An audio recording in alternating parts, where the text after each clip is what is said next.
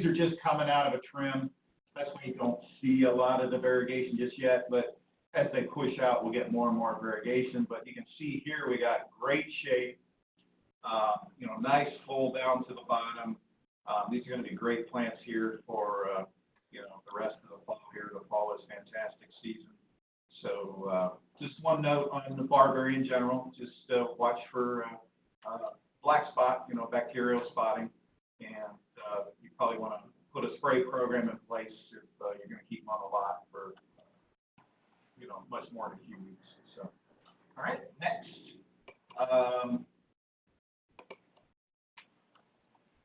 So we got Shenandoah. These are looking great.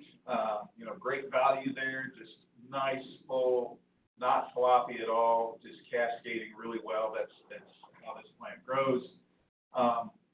It's a switch type grass. It does get kind of a darker plume, which is pretty cool. That'll be happening here shortly, but that color really doesn't come into fray until we get later into the season. Very tough grass. Great for tough soils, tough situations. You do have to watch for rust, and it is considered a native pet grass in most areas. So it's a good one to go with. Next is Hamlin. Everybody should be familiar with Hamlin. Lower growing. You can see here really scaping up really well with the plumes. Good green, deep color. We did do some experimenting. We're working with some people. We did figure out a little bit of the yellowing. Just to let you know, I don't want to go too much into detail with it, but it really came down to getting just a little bit of organic matter into our mix to help with the cation exchange process. We feel very confident that will really do a lot to help push these out in the spring with good green color. So these are the first crops to have that changeover in it. And I'm pretty excited that we got that nut cracked finally. It's been quite a few years, but never really any problems with the plant. They just were yellow for a little bit, and then they would finally turn green. We believe when they were really calling in the spring for a lot of nutrients. The cation exchange capacity just couldn't hold enough nutrients in the pot with all those roots, and they would yellow for a little period, and then once the plant slowed down on its growth, it was able to green up. So nothing sinister, no disease or anything, just a little change we made. So that's it on grass. Hydrangea Pinky Winky, 7-gallon. We can see here. I love Pinky Winky. We really like it because it's one of the most sturdy branching ones out there. You can see from this photo how well it holds that flower up. This thing is not going to flop. It is just not going to flop. So you got anybody with any kind of concerns with that, if they make a comment where, hydrangeas, they have trouble with them because of the flopping or the heavy flower, Pinky Winky is not going to do that. And you can see in this photo, this is a live photo from yesterday or so, a little bit of pink starting in the plant there with the measuring stick in it. And it will turn all pink. So it comes out white, it starts out white, and as that flower gets to its full size, then it starts to change to the pink. So these things will be just blazing with pink here over the next couple weeks, and this flower lasts quite a while. So it's a great selection. That's why we picked it for the 7-gallon program. We also, do we carry them in the fruit tray? Yes. We have some unavailable? Yes, yeah. plenty. So we got 3 gallons available. They're doing the same thing. With all hydrangeas, just watch for flea beetle. Flea beetle is one of those new things on the radar. Flea beetle tend to go after hydrangeas. If you're going to keep them for a period of time, you want to have a spray program for flea beetle. 1,000 trees available. Yep, 1,000 trees available, and then you got these 200 really nice sevens. So. All right, next is Ilex Sky Pencil. Another one that everybody should be familiar with. We really grow it because it really fits a niche, very tight, upright grower. You can see here, we got great shape on these. They do tend naturally to be a little bit base shaped. I think ours are some of the best on the market because we do really trim these quite a bit to really try to force more breaks at the bottom. Because you see a lot of these out there that they just have leaves at the base, and that's important to us that we really push these hard to try to push out some leaves and branching at the base. So we do heat these, minimal heat. We just keep them right at freezing over the winter. So if you are going to store this in a house situation, just to know, I would strongly suggest that you have some kind of minimal heat on. Once they're in the ground, they're a lot tougher. But if you're going to keep them in containers, most granatas need a little bit of extra care. They tend to grow almost all winter, so they need a little bit of water. And, need to be kept right around freezing. You don't want to get them too much. Plasmacarpa Little Devil. They're looking great out there. Just wanted to show you. That's first edition plant. Very tough. This northern breeding. Most Plasmacarpas are really tough. So if you got tough situations, this is the way to go. If you can't really use summer wine or any of the other ones that get larger, because they can get pretty large, Little Devil can be put in smaller situations and do very well. It needs very little pruning. But it takes well to pruning. So if you really want to hit it hard, you can. You can do that all through the season with almost all Physocarpa. You can trim them dormant, and you can trim them about any time you want, all the way up into about mid-August. So people out there got some leftover ones, just a note to help people along. And they're thinking, well, I might have to keep these till next year. They look too rough right now. Get out there and trim them now. If they're in a container and you're putting water on them, get out there and trim them now. Now's the time. And they'll pop, they'll look fresh for the fall, they'll look a lot better for the spring. So just a grower note. Next, Roost Bale Tiger. You can see here, we got great color on these. This is the next crop here we're moved into. They're actually in 7-gallon sockets, but it's a 5-gallon pot. Some things with roots in general, they're pretty much stomaliferous, so they can come up from the roots. So when you plant in a landscape, you really got to give them a lot of area. I've seen some situations where people really cram them in there. That's not the best for this thing. Natively, it's a native plant. That's how they grow. You can come in and knock back those stems, when they're dormant to get a better break in the spring. So that's something that can be done out in the landscape. If it's tall or anything, you can definitely go in dormant early spring and cut that growth back. And in most cases, it will regrowth and fill out a little better. Great crop. We got over 1,000 on available, and really like to see these go.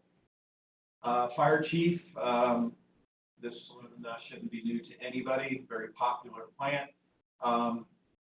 When you're out there, there's still people growing Rhinegold's or knockoffs, so they don't want to be in a program or can't grow program plants. This is a superior plant. This had a lot of breeding behind it, a lot of selection behind it quite a while ago.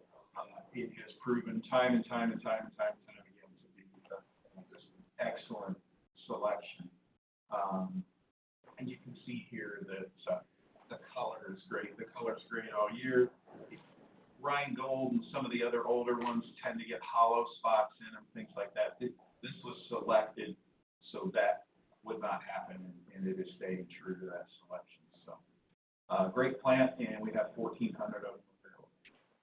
Fuji Green Giant. I want to show you a couple of 7s here. So, you can see here the size.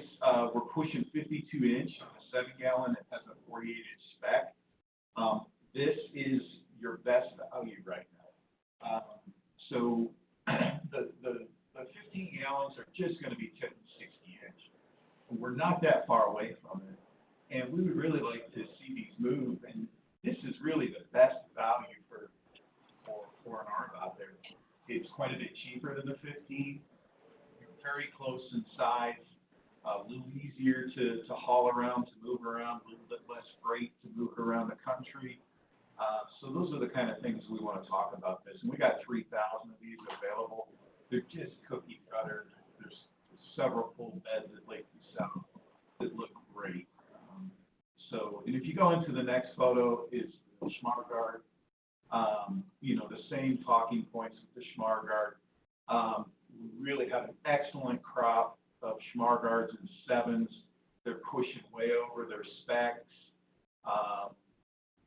And they're very uniform. Now, with the Schmargard, we're doing some different things.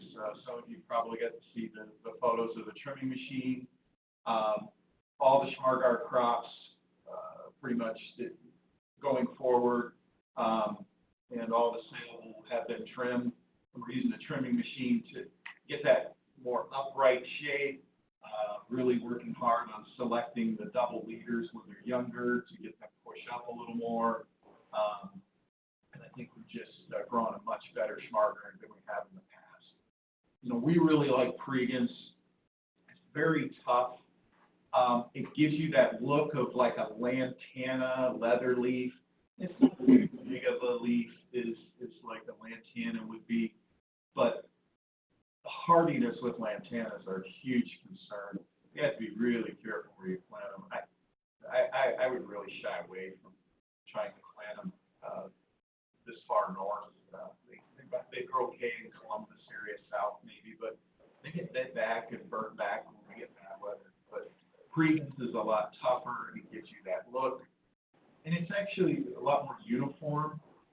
Lantana varieties tend to get tall and sticky a little bit. The Pregans, the X hybrid is much better shape. The summer Solstice is one of our newer varieties. This one is not very disappointing. It's a very beautiful echinacea. It's short, compact, very strong stem, bright yellow. This is a very good variety. Now, basically, a lot of stuff I'm going to be showing you this week is varieties you can focus on that's nice, that helps you start your orders. So for echinaceas, this is the variety you want to aim for right now. Okay, the Gallium Odoratium. This is another variety. You just got this underneath shade cloth over there in R3, which will help prolong it from getting either spots or just starting to burn out because of this heat. So as you can see, this variety is can full, it's rooted. It's not showing tiny flowers yet, but it's still can full and it has good foliage on this. Okay, the Helenium Bandera. This is another variety. We showed it about 2 weeks ago, but I'm showing it again this week. As you can see, this thing is loaded with buds. It will start to show crack color within the next week or so, but this one will not disappoint. If your customer is still looking for stuff that's in bud and bloom, this is a variety. This one and the Ranchera, they're loaded with buds. Okay, the Ranchera, as you can see right here, this is another variety. Also, is loaded with buds, but as you can see, the way the flowers is coming out on this. The one in the back onto the right, you can see it's just full of flowers. This beauty is going to be ready to crack color within the next week. So if your customer is looking for something, they still want something with some bud and blooms and flowers or perennial, this is a good choice right here. And you can almost road run this variety. They're just loaded. Okay, this is our probably second or third year of having this variety. This is the Himmercalis double. It's rooted, loaded with flowers. This has a double flower to it. Like I said, if you're looking for lilies and everything like this, this is the variety you want to aim for this week. The foliage is nice and clean still, and like I said, it's just loaded with flowers. But if you do have a customer that's looking for something, a hydrangea with some flowers and buds, aiming for the Invincible Spirit. This will not disappoint. This is the second crop. It's loaded with flowers, and it's got a lot of buds on it. It's short and compact, and I just pulled this one out randomly, and it's staying up fine on its own. This is a good variety to pull from or to select. So for hydrangeas, this is the variety you want to aim for. Okay, there was a good demand for ruby slippers. They don't have flowers, but we were holding up on this because we were waiting for roots. It is well rooted now. As you can see, this thing is can full, Nice, short, and compact. It's not, doesn't have any flowers in it, but it's a full pot. So if you're looking for ruby slippers, you can go ahead and sell these because, like I said, it's well rooted. Leptodermis. This is a variety that doesn't seem to ever disappoint. Once it starts flowering, it just continues to flower almost throughout the season and everything like that. Once again, for shrub-wise, if you're looking for a customer wants some flowers, aim for the Leptodermis. We have a good selection of this. Okay, Lesbidesia, Gibraltar. This is a variety that was trimmed maybe 2 weeks ago, and because of the heat, this is a variety. It's not flowering yet, but it's a very fast grower when it comes in the summer. It's very vigorous. The foliage in this is nice and clean, but like I said, it's not showing buds and flowers yet, but it's a good variety to pull from. And like I said, it will be showing flowers probably within the next 2 weeks, but like I said, it's good foliage, and this came back very, very fast because of the heat. Okay, Nepenthes. Nepenthes is always a variety that people always want. If for other varieties of Nepenthes, this is the variety you want to aim for right now, the Nepenthes Junior Walker. It's short, compact, it's more of a spreader, and it's full of flowers. Okay, then we have the, oh, hello, Beth. We have the Fireworks. This is another variety that I really wanted to show this one because it's very rare I see it in flower. So, but this is a very bright yellow flower, and it's more of a ground spreader itself, like I said. But like I said, if you're looking for another perennial which got some flowers, this is one that's very rarely showing flowers, but right now it is in flower, so aim for this variety right here. Okay, for roses, we did a massive trim of roses maybe 2 or 3 weeks ago, and some of these roses are coming back into bud and bloom. And this is some of these varieties I want you to focus on if you have a customer for.